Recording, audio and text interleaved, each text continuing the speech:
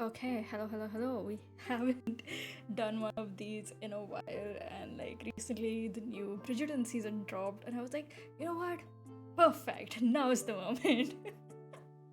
So, as the title suggests, Bridgerton, it's so fucking rushed. And I'm sorry if the like my pronunciation for certain words isn't right. English is not my first language, I try my best, but you know the drill. Anyways, one second. Ugh. Oh god, I hate toners with the spray nozzle. Do not like them. Anyways, yeah, it's so rushed. And like, okay, so in this video, I'm just gonna talk about the second and the third season that just came out because I haven't seen the first season. I saw some spoilers on Twitter for it when it initially dropped, and I saw some things that have me disturbed. So I decided, you know what, I think I'm good. I have a basic idea of what the story is, so yeah, I'm good, thanks. So yeah, I jumped in from the second season, and I was pretty interested in the second season because like the things I heard about it, I was just like, oh, pining, slow burn, enemies to lovers, let's fucking go. I am there. Like those are my most favorite ingredients when it comes to a story. So I was super hyped, and I was like, they were delivering, they were doing a pretty good job, especially Kate and Anthony's relationship was so interesting to see, like the way it develops and everything. It's so good, and I love the banter between them, and I love how he just can never win against her. Kate Sharma, the woman that you are. But then, as the season progressed, I realized that wait, we only have a couple of episodes to go and the climax just hit. What the hell? Because you had this moment, right? It's Kate and Anthony's wedding. No, Kate and what the hell am I saying? I'm sorry. I can't multitask. Yeah, it's Edwina and Anthony's wedding, and like Anthony's looking at Kate, and Kate is looking at Anthony, and Edwina realizes that, oh my god, my fiance is in love with my older sister. The drama. And she runs away, and the queen is there, and oh my god. And then it just gets resolved so fast. It's almost kind of sad. And they went about it in the most cliched way possible, with a Kate getting into an accident and being in a coma for like a couple of days. Just like, really? Like, you know what? You want to do the accident, go for it. That's a staple of dramas. But let's, like, you can have more than 8 episodes, right? Like, when it comes to Shonda Rhimes, I've seen shows from her. And like Grey's Anatomy, fucking love Grey's Anatomy. Like, I don't really care for the new seasons, but I've seen that show like 5 times now. Actually, more than 5 times. I have a problem. But it had around like 22 something episodes. And god, each episode was so fucking dramatic. Like, there was always something or the other happening, and you just would not like, you would not see it coming. Just the wildest things, and you lived for it because it was like, oh my god. And then I've also seen Scandal. Like, that's the name of the show. It's Scandal. Then there's, I think, even How to Get Away with Murder is by her. So these are like super dramatic shows. And no, I don't mean dramatic in the sense like everyone's crying. It's just like the craziest things keep happening in these shows, and you get so hooked. And because they have more than 20 episodes, you can kind of get to know each character, let the story really develop properly, and just like, just like be in there for a ride. But yeah, the Kate and Anthony story just kind of ended, and I was just so surprised because it's like, I think it was in the second last episode where she gets into the accident. Like, by the end of that episode, she gets into the accident and she falls into a coma. And then by the last episode, they confess their feelings, and in the epilogue, she's married and living happily ever after. And I'm just like, what? Like, imagine if you gave that more time, because the thing is, apart from the main couple, there's always something happening in the background as well, so you have to give time to that as well. And you just there's no development, and it's just so sad because you have the perfect ingredients for a story. So anyways, when this new season dropped, I was kind of like, okay, let's see how they'll go about it, because now Eloise knows that Penelope is Lady Whistledown, and this is Penelope and Colin's season. So Colin just shit talked Penelope to all his friends in the previous season. So how is it gonna play out? It was okay. Firstly, I don't get why the season needed to be separated, like why there needed to be a break. It just seemed pretty pointless. So firstly, I was expecting a lot to come off from, Penelope walking in on Colin as he shit talked her to his friends. And I thought that, oh god, he's gonna have to beg, he's gonna have to grovel. They resolved it in one episode. She did write a scathing column on him in the Lady Whistledown thing, but come on, make this man beg for it. He doesn't beg, which is sad. Instead, she ends up begging him for a kiss, which is even more sad. Penelope, girl, come on now. No man is worth this. So yeah, and then what was his name? Lord Debling, I think. Sorry, I forgot his name. So I kind of didn't mind seeing him with Penelope, because it's just after what Colin said, it was like, yeah, fuck you, Colin. And Lord Dabbling wasn't a bad person either. Like, he seemed like a very nice guy, very sensitive to her feelings. Yeah, he didn't love her, but do you expect to fall in love with somebody within like 3 days of knowing them? I mean, I know. Actually, no, I don't get that. So yeah, I mean, I know her one true love is Colin and blah blah blah, but still, he could have just like played it out a bit more. Because there's like so much dramatic stuff happening, but it just leads to nothing. Like, the resolution is so lackluster. I mean, I don't know if I'm the only one who feels that way. Hold on, I'm applying a face mask and it's just like I don't know, the structure of like, as much as I enjoy face masks in summers, the structure just doesn't work for my face. I have to like keep adjusting it, and it's kind of annoying. Okay, yeah. So she forgave him way too easily. I get that they wanted to do the whole thing where he's helping her find a suitor and stuff, but he really didn't need to, because Lord Dabbling seemed to be interested in her even before Colin started helping. But whatever. Anyways, then like the whole carrots, like, see, here's the thing. Carrot scene, hot as fuck. Loved it, but I felt like it happened too fast. And why do I say that? Because, firstly, Colin has known Penelope his whole life. And it took him like 4 days to, fall in love with her or realize he's in love with her? I mean, come on, build up. Come on, give us some build up to it. Make him like really sweat it out. He just saw Penelope dance or doubling like once, and he was just jealous, and I was like, ugh. And that whole thing with the hot air balloon was just stupid as shit. I'm sorry, that was like, why is that necessary?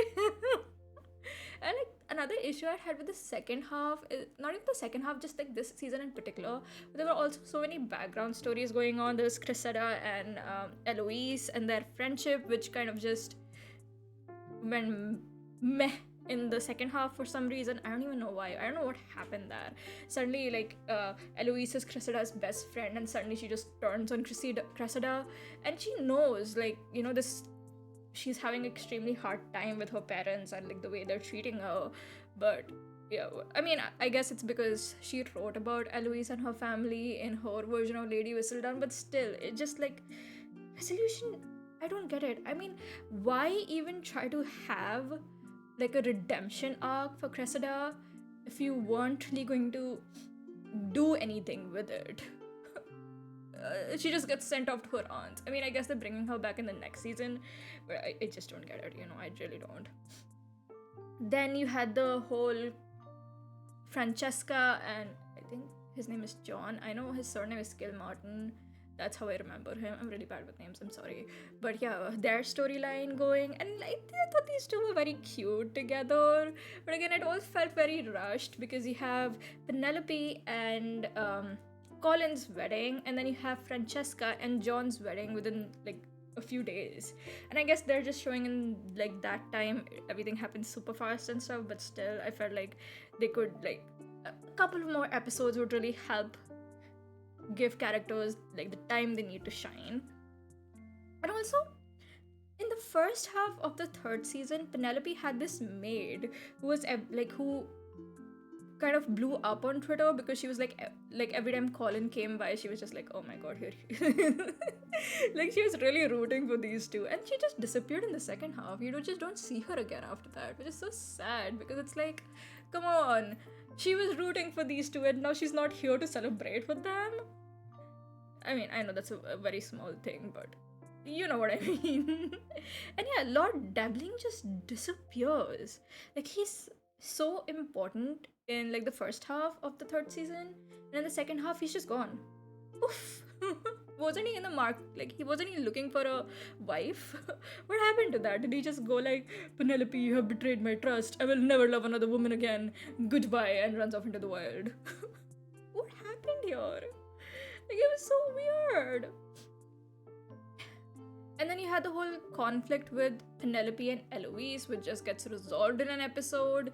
Then Colin, I thought that Colin finding out that Penelope is Lady Whistledown would be a more important thing in this season, but he literally finds out she's Lady Whistledown in the end of the story, in the second last episode, and in the last episode, everything's resolved. And I was just like, huh? Like, I've read the book, and even in the book, the resolution to the whole Lady Whistledown thing was pretty lackluster, with him announcing to people at a party, and then Anthony goes like, I support Penelope, and then that one dude from the first season goes, I support Penelope as well, and other bunch of people say that, and like, it's just all forgiven, and I'm just like, okay. I feel like that the whole mystery behind Lady Whistledown just didn't need to be revealed at all. Like, let them keep wondering forever or whatever. Who knows, man? What do I know? I'm not a TV show writer. But yeah, it's just everything was so rushed, and it just felt so sad because again, they just like shoved it all into 2 episodes, and we're just like, bam, bam, bam, resolution, everyone's happy, they all lived happily ever after. And I was like, okay. I mean, if that's all it takes, what do I know? And then they're like, and then I saw the news that it would take them another 2 years before the next season comes out. I'm like, what? Are you serious? But yeah. I mean, I guess I've been spoiled by shows like Grey's Anatomy because I'm so used to seeing multiple episodes and multiple seasons without like having to wait so long. I mean, let's be honest, Grey's Anatomy's also gone downhill. It's not the same anymore. But I don't know, I just expected more from Shonda Rhimes. So it's kind of disappointing to see how it went, because like, drama has always been her thing. Like, girlie, what are you doing? Like, I'm pretty sure, considering how popular Bridgerton is as a show, they wouldn't have much of an issue getting more episodes from Netflix. But then again, Netflix being Netflix, considering how they're just so quick to cancel good shows, I'm not surprised either. In conclusion, streaming is a scam. You're better off with cable. Might do on like videos like this, like talking about shows in particular more often, because it's like I can get out like my early thoughts as fast as I can, because when it comes to writing down scripts and working on the video, I just don't get a lot of time to do that. But yeah, Bridgerton, what the hell is going on today with me? Bridgerton is rushed as fuck. Slow it down. Come on, guys. Like, oh my god, I think I didn't talk about the most important thing. It just came to my mind because I've been trying to forget about it. Benedict and his threesome. What was that about? Like, every time they were on screen, I was just like, yeah, main tekko desai. I don't want to see this. Please, I'm begging you, stop. Like it was just like skip. I guess they're trying to show more inclusivity and stuff, but why? Not why. Why are they showing inclusivity? Because all for that, but why? What is up with Benedict? Like, girl, what are you doing? Like every time this guy is on screen, like anything romantic is going on with him, it always goes in like the worst possible direction, and I'm just like, writers, calm down. It's like the writers don't like him. Like he gets good moments with Eloise here and there. Like I think once every season he gets like a moment with Eloise where they're like, the perfect siblings. But then he goes back to doing insane stuff, and I'm just like, why is it always you? The whole threesome with Colin was in the first part of the season also wasn't great. It was. I was disturbed. let's focus less on the threesomes and let's focus more on the drama. I think that's the lesson here. Yeah. Anyways, I'll see you guys in 2 years when the next season drops. I'm kidding. You'll see me much more often because guess what's coming out? House of the Dragon. Let's go. I was never a fan of Game of Thrones, but I really enjoyed watching this particular show. Maybe because of dragons. I don't know, man. Anytime there's like a monster movie or TV show, I just really enjoy watching monsters fuck humans up. Like I watched Godzilla -1 and I was rooting for Godzilla to win. That was not the point of the story, but I was rooting for Godzilla to win. Yeah, I'm weird like that. I love Godzilla. What can I say? I'll always be on his side. My favorite lizard. And I'm rambling, so I'm gonna go. I'm gonna let this face mask sit for a little while longer and then apply my moisturizer. Let me just run down the products I use again. To just hydrate my face a little bit, I use the L'Occitane Proactive Skincare Essential Water. Yes, I still have this because I just use this when I'm doing these videos because my face kind of dries down, so I don't like to use a toner when my face is dried down. Then I use the Innisfree Green Tea and Hyaluronic Lotion Toner. I use this. I've been using this more often since I started retinol because I don't want to use exfoliating toners too much. Still have them, but I don't use them a lot. Then I went in with the Ordinary's. No, wait. I went in with the calming serum from Beauty of Joseon, which has green tea and panthenol. Then I went in with the Ordinary Soothing and Barrier Support Serum. This has niacinamide, and I've said previously that doesn't work for me. That I'm realizing in certain formulations it does, because this didn't break me out at all. So I think that if I use niacinamide, just niacinamide only serum, that breaks me out. I don't know. I guess it depends on the formulation. And then I went in with the Wonder Ceramide Mochi Ampule for... So yeah, I had this really bad phase where my skin was like breaking out super badly once I kind of upped the amount of retinol I was using. So like this and the Soothing Barrier Support Serum really helped. Now my skin isn't that irritated anymore. And then the mask I have is the collagen mask from Tony Moly. I don't know, I'm really into sheet masks nowadays. I don't know what happened. Maybe it's because they were... So if you're in India, we have this app called Nika, and they always have these sales on sheet masks, which is like buy 5 and get 5 free, and the sheet masks are super cheap, like super cheap. So I was like, hell yeah, let's go. And yeah, and I'm gonna end it off with Belief True Aqua Bomb Moisturizer. Yeah, that's it for me. Thank you guys for listening to me ramble. I'll see you next time. Bye.